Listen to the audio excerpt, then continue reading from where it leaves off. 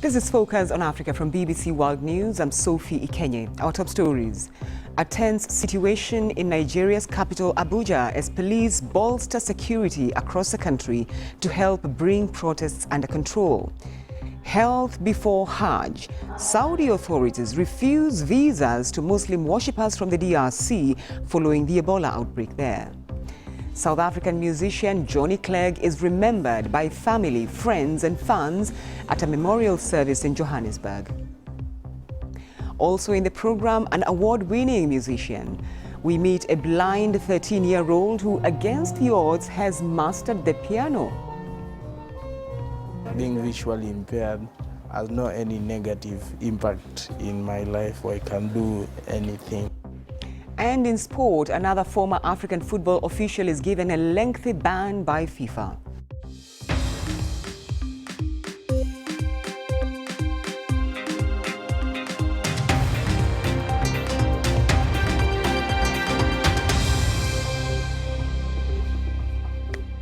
Thanks for joining us on Focus on Africa from BBC World News. Tensions have been high in Nigeria's capital, Abuja, today, as Shia Muslim protesters took to the streets once more demanding the release of their leader, Sheikh El-Zakzaky.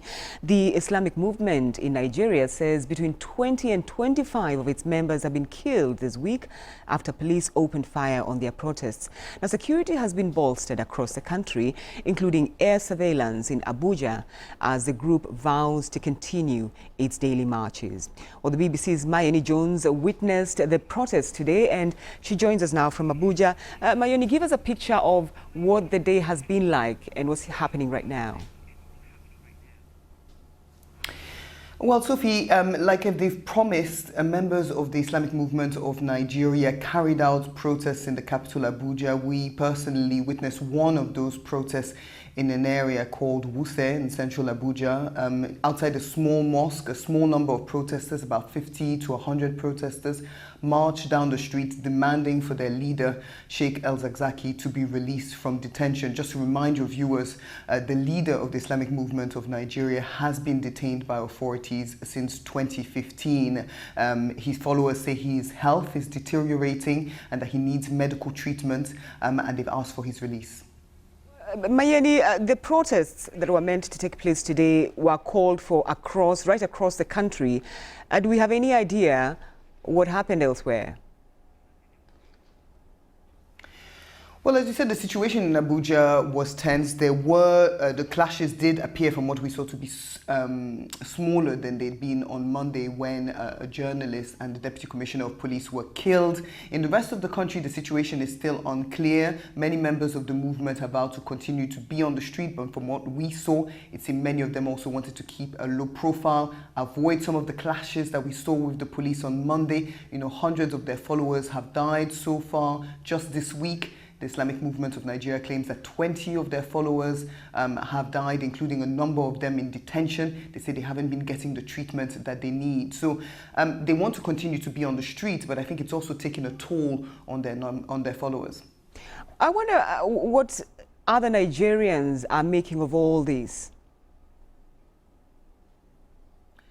I think there's a feeling here that this is a conflict that could be avoided. The High Court had said that the leader of the movement, Sheikh El-Zakzaky, should be released, but he's continued to remain in detention. So many people here feel that if he were released and allowed to receive medical treatment, perhaps abroad, you know, that would help lessen these tensions. I mean, his followers have said that they will stop going on the streets every day if he's released. But there's also another contingent of Nigerian society that worries that this is a group that has the potential to be very violent, that it's a group that needs to be stopped, that the protests that are taking place every day are stopping the functioning of normal activities, particularly in the capital, Abuja. So opinion is very split, but it does feel like a conflict that the government could resolve fairly easily if they were to allow Sheikh El-Zakzaky to be released.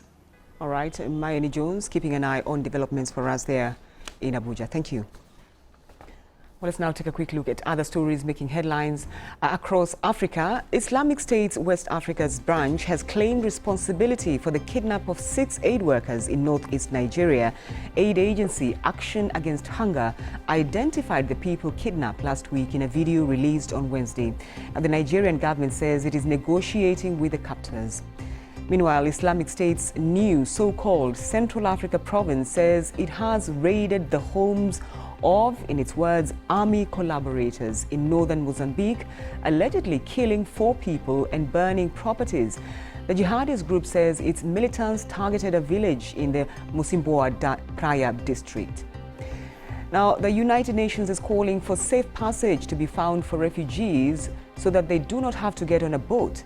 It comes as authorities in Libya are still recovering the bodies of those who drowned in a shipwreck on Thursday. Around 150 people are feared dead. Kenya's National Bureau of Statistics is to include intersex persons in the upcoming national population census. It's part of an effort to gather data on the number of intersex people in the country, defined as those who do not fit the typical definitions for male or female bodies. Every year, Muslim worshippers from around the world make their pilgrimage to Mecca for Hajj. It's one of the pillars of Islam, and every Muslim who is able is required to make the journey within their lifetime. But Muslims from the Democratic Republic of Congo will not make the Hajj this year after Saudi authorities refused to approve visas in response to the Ebola outbreak. The BBC's Gaius Kowene spoke to worshippers in the city of Beni, where the latest epidemic emerged. The Democratic Republic of Congo doesn't have a huge Muslim population. However, the majority of them live in eastern DRC, and it's this part of the country that has been hit by a deadly Ebola outbreak that has killed more than 1,700 people so far. And that explains the decision of Saudi Arabia to ban all Muslims from the Democratic Republic of Congo from doing Hajj pilgrimage this year. And that decision has come as a disappointment for many Muslims at this mosque. The Saudis are respected by Muslims worldwide. Before taking such a decision, they should have inquired about how big this country is, so that even if we are banned, others from unaffected parts of the Congo will still be able to go.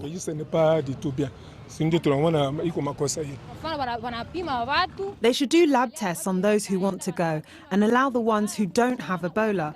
But blocking people from going to the Hajj is really bad.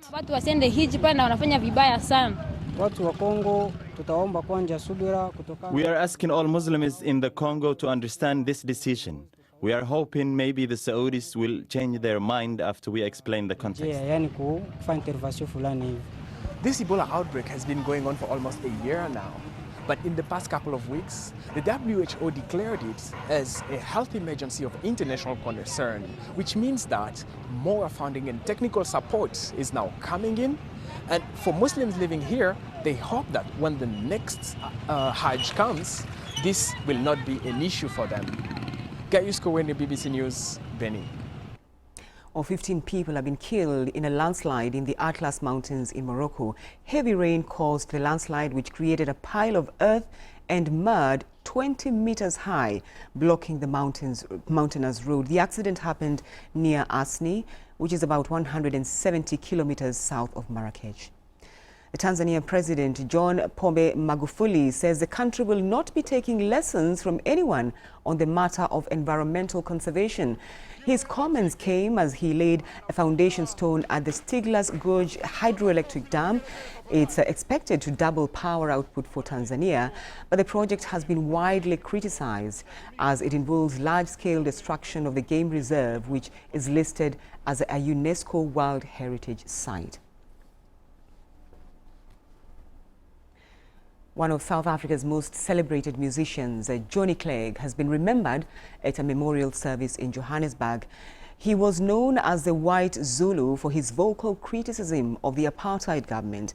Mr. Clegg died at the age of 66 after a long battle with pancreatic cancer. Our correspondent Milton Nkosi sent this report from the service.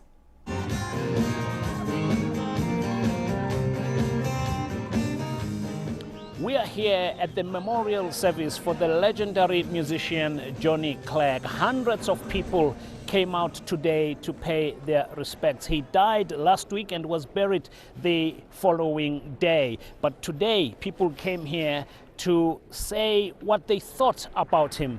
And the legendary actor, John Carney, delivered the eulogy. This is the man who broke all the barriers. The man who took on a culture. A man in his own embodiment was South Africa, was an African. This is the man who, through his music, through his art, an anthropologist, now I know why he wanted to study where we come from, because he wanted to understand where we're going. And then came the moment when Johnny Clegg's son, Jesse, performed a song and paid an emotional tribute to his late father. Ultimately, it's impossible for me to sum up what my dad was to my mother, my brother and me. But writing this song together was a wonderful memory that we shared. And it gave us a chance to celebrate these most precious things. It's a memory that I will always carry with me. And I'd like to sing this song for him now. I've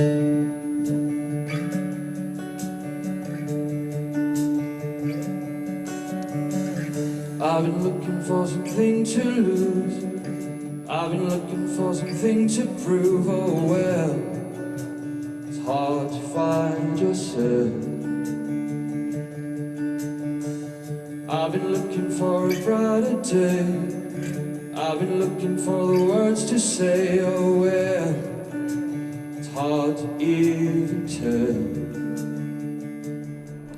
The people who came here today to attend this memorial service came from all walks of life. And this is what they told us, but what Johnny Clegg meant to them. As they said, he's the son of South Africa. You know, he's a legend and someone that's, I guess, always been a symbol of what we want for our country. He's always been that no barrier between, you know, color, creed. I say rest in peace, my brother, was still in our hearts. And as a South African and the whole world, to say, guys, sorry, the family, just paying their very big condolences to them. So he means a lot to us. I mean, he's an epitome of what South Africa should have been then. Yeah.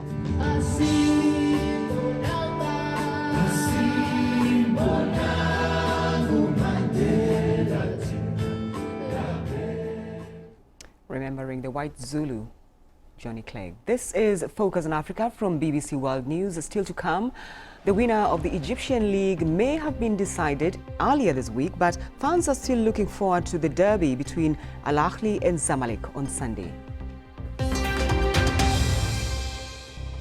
I'm Sophie Ikenye and you're watching Focus on Africa from BBC World News. The top story on this program: security has been bolstered across Nigeria as Shia Muslim protesters continue their daily marches. At least 20 people have been killed this week. Now, the 17th edition of the Homeless Football World Cup will start in Cardiff on Saturday. More than 500 players from 50 countries are attending the tournament. Ivory Coast is one of the 4 African countries taking part, and we caught up with one of the players. It would be good to see Africa win the Cup in a competition that involves 45 nations. It would be an honor and a happiness to bring the Cup home and talk about the Côte d'Ivoire. It's all about our nation. My name is Mohamed Diagne. I am going to Cardiff to take part in the Homeless World Cup. My relationship with my family was tense after I refused a woman who was offered to me for marriage.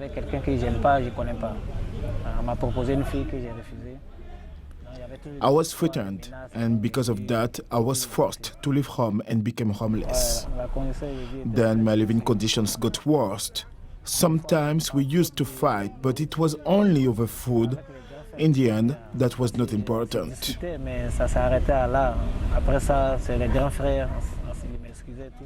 Through a friend, I joined the group. There was support for me. I was granted a $680 loan by the association.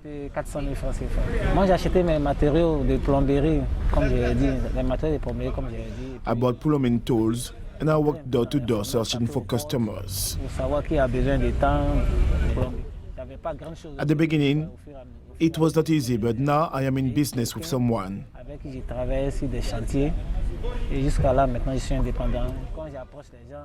Now I am respected. Before I had no clothes, but now I can afford it. You're watching Focus on Africa. Let's get the rest of the sport now, Peter. Many thanks, Sophie. And we start with news that former Sierra Leone Football Association official Abubakar Kaba has become the latest person to be sanctioned by FIFA. He's been banned for 5 years and fined $50,000 for violating FIFA's Code of Ethics. Football's world governing body found him guilty of having accepted and received bribes in relation to the manipulation of international matches. Kaba was part of FIFA's investigation into attempts to manipulate the results of various international matches for betting purposes by the convicted match fixer Wilson Raj Perumal. Several African referees and others linked to football on the continent have been punished for their links to Perumal. Aisha Johansson, who is the president of the SLFA, has been pushing for a match-fixing investigation for years, and she's welcomed the decision. Now, former Nigerian goalkeeper Vincent Enyama is on trial at French Ligue 1 side Dijon as he aims for a return to competitive action after more than 2 years. The 36-year-old has not played competitively since April 2017 and was released by Lille in August 2018. His time at Lille also included 17 clean sheets from 35 league games in the 2013-14 season that saw him emerge as the first goalkeeper to be named French Ligue 1 African Player of the Season. Egyptian club Zamalek insists that Mahmoud Karaba Abdelmonem is still their player. That's despite Portugal's CD Aves announcing his signing. On its website, CD Aves says the 25-year-old has joined them on a 2-year deal. Zamalek president Mortada Mansour took to social media to say the club would take the case to FIFA. If the deal is confirmed, it would be a return to Europe for Karaba after loan spells at Swiss clubs Luzerne and Grasshopper in 2013 and 2014. Now, the Egyptian league may have been decided earlier this week, with Al Ahly winning the title for the 31st time in their history. But many fans are still looking to this Sunday's derby between Al Ahly and Zamalek. It remains one of the fiercest, football rivalries in Africa. Pierre-Antoine Denis looks ahead to the game. At least twice a year, the city of Cairo goes into a frenzy over a home derby. And it is not for the faint at heart. It is Al Ahly versus Zamalek.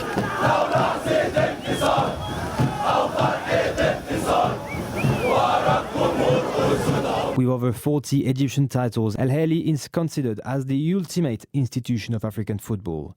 They have, after all, managed to defend the league title since 2015. But Zamalek has 12 domestic titles and 5 continental cups under its belt.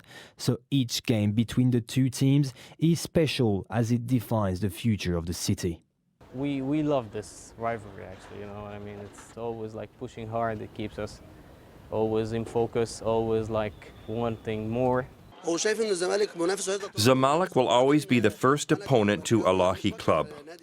As a Zamalek fan, I see that Al Ahly is the club of the state. Even the media in Egypt is pro-media loyal to Al Ahly.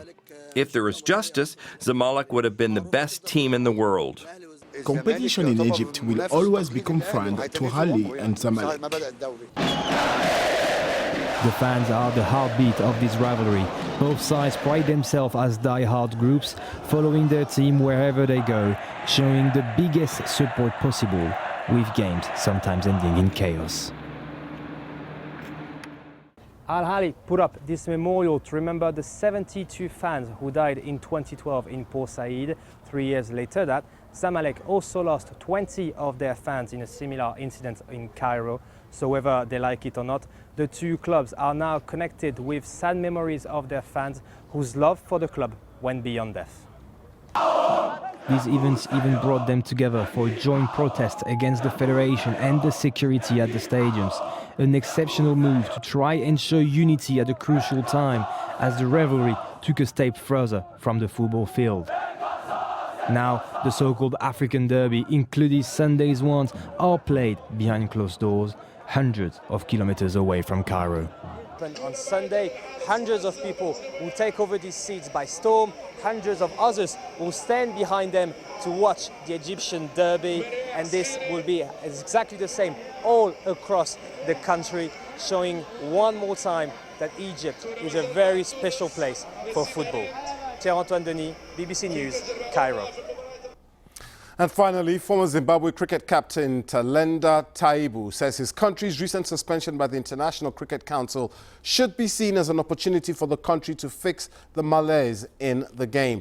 The ICC suspended Zimbabwe, accusing the government of interfering with the running of the sport in the country. This followed the SRC, a local sporting regulating board's move to suspend the Zimbabwe Cricket Board and replace it with an interim committee. Cricket in Zimbabwe has been on the decline since 2005. And so for that match on Sunday, Al Ahly Zamalek, it is huge. It is huge in Egypt. Are you a fan of any of the teams? Lobby Stars of Nigeria is more like my team.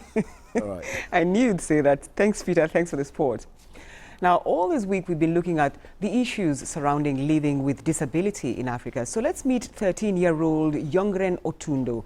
He became blind at the age of 4, but in spite of that, he repairs electronics and is the leading pianist at his school.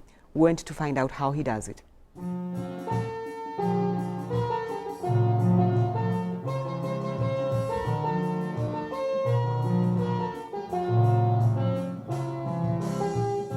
I was 4 years when I started playing things. I started asking the keyboardist in the church to sing for me so that I can try to identify the notes, the keys that he was singing. I was born with one eye seeing and one eye was blind. When I was like 2 years, I got injured, which made my eye to be affected. So I went to Kenyatta Hospital, both eyes were removed. I started using my hands just to touch and feel things around me.